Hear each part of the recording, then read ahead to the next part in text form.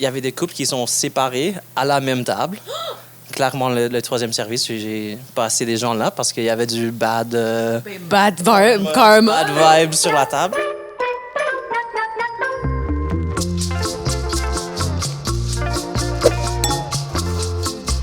Brandon, je suis très contente d'être là. Tu sais que j'ai un amour fou pour la salle clim.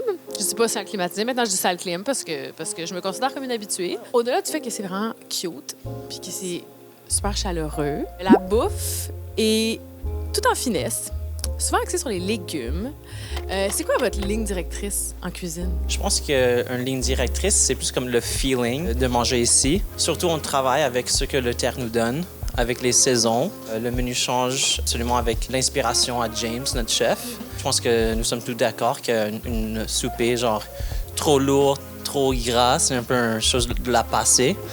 Alors j'aime l'idée que quand les gens quittent le restaurant, qu'ils sont bien, qu'ils puissent décider de prendre une marche, aller danser, au lieu de juste aller prendre une sieste. Ouais, pas de sentiment de culpabilité là, en sortant d'ici. Là. On a juste bien mangé, on se sent bien, ça a été délicieux, on a bien bu, puis voilà. Que du plaisir, moins le guilty pleasure. Ça vient d'où le nom, salle climatisée? Ben, c'est un nom que j'avais en tête depuis comme des années avant d'ouvrir le restaurant. J'admets que quand je partageais l'idée avec les gens près de moi, c'était difficile de convaincre les gens que c'est une bonne idée. Ça porte référence à les villes européennes où c'est fun de manger. Ça sent un peu comme old school. Il y a une petite histoire avec le Montréal aussi, avec les places comme verre stérilisé sur Saint-Hubert, que j'ai trouvé toujours que c'est un nom quand même fun. Je pense que ça encapsulate ou ça capture juste l'esprit de playful, casual, fun. Il y a combien de places dans le resto? Pas tant. Il y a 22 places. Des fois, on peut ajouter un couple d'autres si les gens veulent manger debout. Et avec le terrasse en été, on ajoute 12 places. Puis le fait d'avoir si peu de place, puis même la cuisine, là, on le voit derrière nous, la cuisine est vraiment petite. Si vous n'avez pas de machine à café, si vous avez dû faire des choix à cause de l'espace, est-ce que finalement, ça permet une plus grande liberté ou une flexibilité sur autre chose? Genre oui, liberté, mais juste l'opportunité de vraiment comme concentrer sur notre offre qui est plus précis. C'est un petit menu qui est vraiment décidé un peu avec l'espace qu'on a et les ressources. Alors, c'est toujours des plats simples et directs. Et l'offre de vin aussi, c'est pas une grande carte de vin, il n'y a pas de cocktail, mais c'est vraiment comme on sert ce qu'on aime boire. C'est quoi ça, maintenant? Qu'est-ce qu'on boit, là? Là, on boit du chardonnay, tranquille, la champagne, mais... Ça passe bien. Et ça passe bien. Je dirais que les vins qu'on sert ici, c'est un carte quand même limité. Il n'y a pas beaucoup de choix dans tous les styles. On concentre surtout sur les vignerons qui concentrent plus sur leur travail dans les vignes contre le travail dans les chais. Et de plus en plus, je trouve que je bois les vins suggérés par Jessica, qui travaille ici et qu'on fait le carte de vin avec depuis un peu de temps. Mais ce que j'aime, moi, c'est que je fais juste arriver ici puis je fais juste te dire, donne-moi à boire, puis c'est toujours bon. Fait que c'est comme, c'est decision free, c'est ça qui est le fun. Je pense que c'est un signe d'un bon restaurant. Mais merci pour le confiance. Confiance aveugle. Qu'est-ce qui t'a attiré dans le milieu de la restauration? Je me suis un peu juste comme trouvé dans le domaine. Mais je pense que c'est un domaine qui est fun parce qu'on peut explorer comme un vaste intérêt. Sélectionner la musique qu'on joue, de choisir l'art de nos amis pour mettre sur les murs, créer un menu avec James et d'explorer l'histoire et la géographie par le vin. Le restaurant, c'est juste comme un véhicule pour explorer plein de choses. Ouais, c'est comme chaque petit volet est un petit terrain de jeu. Autant la carte de vin que la bouffe, que la présentation, que on parlait des fleurs, tous les petits détails. C'est comme, à chaque fois, c'est comme curate, puis décider, puis comme artistiquement, te dire, OK, ben c'est là qu'on s'en va. T'sais. Qui rêverais-tu de servir? Pourquoi? Qui, là, s'y rentre, t'es comme, t'as le petit genou mou, puis t'es comme, oh mon Dieu, genre, panique au village. Un ami m'a envoyé genre un Instagram post de quelqu'un qui a comme écrit une petite description d'un restaurant. Il a dit, genre, je rêve d'un petit restaurant avec des fleurs sur chaque table, avec un menu simple, opéré par quelqu'un qui est là. Et j'ai vraiment aimé ça. Et je l'ai partagé avec ma copine Alex. Elle a dit, mais Brendan, c'est le restaurant qu'elle a déjà ouvert. Lui s'appelle Hugh Corcoran. Il y a un restaurant à Londres qui s'appelle The Yellow Bittern. Il a écrit un livre que je trouve très charmant aussi, qui s'appelle Two Dozen Eggs. Alors, je pense que c'est quelqu'un qu'on s'entendrait bien. Je pense qu'il aimerait ça ici. Et je pense que ça serait un honneur de lui servir un petit... Exactement ce qu'il veut. Exactement. Il serait servi. Il serait comme, c'est tout ce que j'ai toujours voulu toute ma vie. En espérant, oui. Du fromage bien tempéré. Je souhaite à tout le monde de venir manger ici. Est-ce que tu as une destination gastronomique sur ta bucket list? Ben, de plus en plus, j'aime vraiment manger la nourriture chinoise et surtout de Szechuan. Alors, j'aimerais visiter Szechuan. Il faudrait juste que j'apprenne comment dire je suis allergique aux arachides en mandarin. Effectivement, peut-être que ça peut être utile rendu à l'autre bout du monde. Exactement. OK, j'aimerais ça que tu me racontes, parce que tu travailles aussi en salle, évidemment. J'aimerais ça que tu me racontes ta pire expérience de service. Ta pire table. La pire... Après, je peux me raconter la meilleure. Oh, OK, parfait. On va balancer. J'essaie pas trop de garder ça, mais je veux dire qu'il y avait une table physique à la maison publique où j'ai travaillé avant comme maître d'hôtel. C'était le Saint-Valentin. Et sur la même table, 2 services de suite, il y avait des couples qui sont séparés à la même table. Clairement, le 3e service, j'ai passé des gens là parce qu'il y avait du bad karma. Bad vibes sur la table. Mais ça, j'admets que c'est une situation qui n'était pas évidente de gérer. Fait que le meilleur resto pour break-up, c'était la maison publique. Ça a déjà existé, ouais. Ça n'existe plus, fait qu'on est correct. Oui, ça tombe bien pour les relations à Montréal. Mais c'est parce que ça se passe au violon maintenant. J'espère. Non, mais là, au contraire, il break pas up. Là, il s'aime au violon. Là, Exactement. parce que le violon a remplacé la maison publique. Là, en tout cas, voilà. Puis ta meilleure expérience? Il y a comme une version de ça qui est arrivé un couple de fois, mais je pense que le fois que j'ai plus...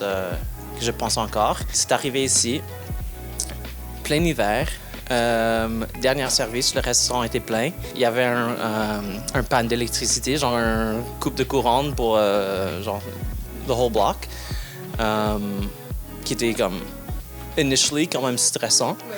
Les gars ont juste comme allumé un barbecue dans la ruelle. Ils ont mélangé le tartare in candlelight.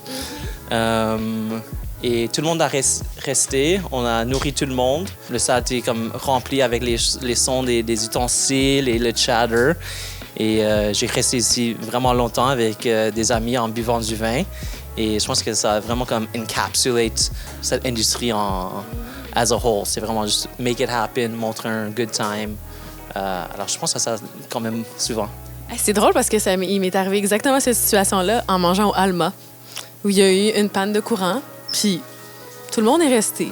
Ils ont parti un charcoal dans Make it happen. Tout le monde est tu sais, tous les clients on est quand même content d'être là. On n'est pas, on se fait pas chier. On n'est pas comme, hey, donnez-moi ma bouffe. Tu sais, on est compréhensif. Puis moi, j'étais comme, hey, on est bien, on boit du vin, puis on allume des chandelles, puis écoute, hey, au pire, on n'aura pas fini notre souper, puis on va juste boire du vin, puis ça va bien aller, là. Exactement. Ça ajoute un niveau de charme aussi. Complètement.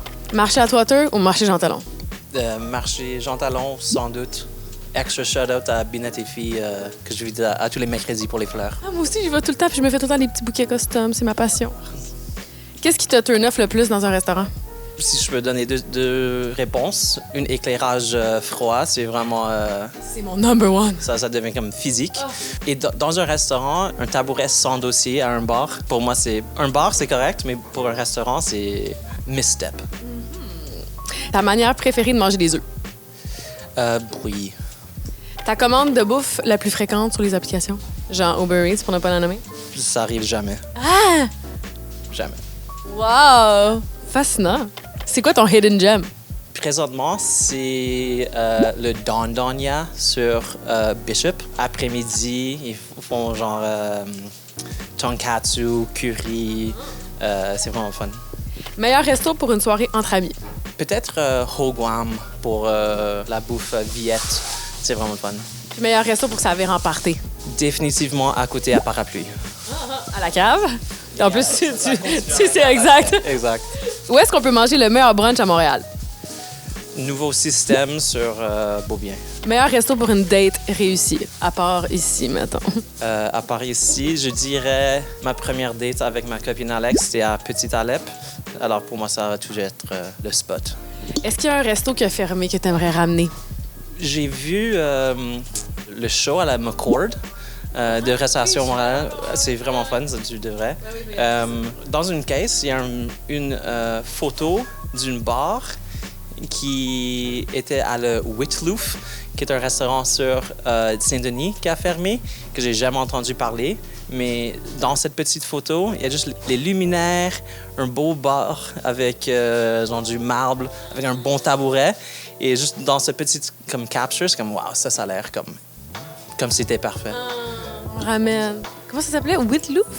Whitlouf. C'est un nom belge pour une endive blanche que j'ai appris en googlant le nom. Ouais. Traditionnelle ou crémeuse?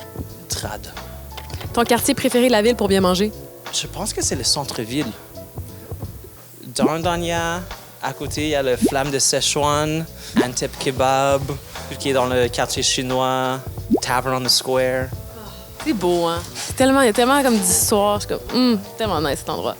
Mais c'est aussi, comme tu manges là, il est comme Stephen Leslie, c'est juste comme une légende. C'est vraiment the old school. C'est fun d'être interagir avec ça. Le meilleur café? Café jumelé, Centre-Sud. Ça vient juste d'ouvrir. Annie et Joe. Bonne pâtisserie, bon café. Top. Meilleur resto en hangover? Je pense que c'est Dobie and Andy. Ouais, Duck Noodle Soup. Ça va te remettre. Best burger? Bistrot La Franquette. Oh, je suis pas allée encore, j'ai tellement hâte d'y aller. C'est bon, c'est bon, c'est bon. Meilleure pizza?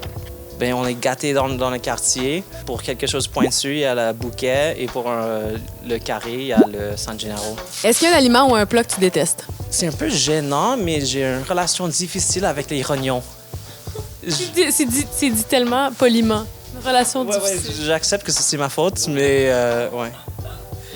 Puis qu'est-ce que tu servirais à ton pire ennemi? Je pense que je servirais notre poireau vinaigrette, mais sur un poireau croquant. Why?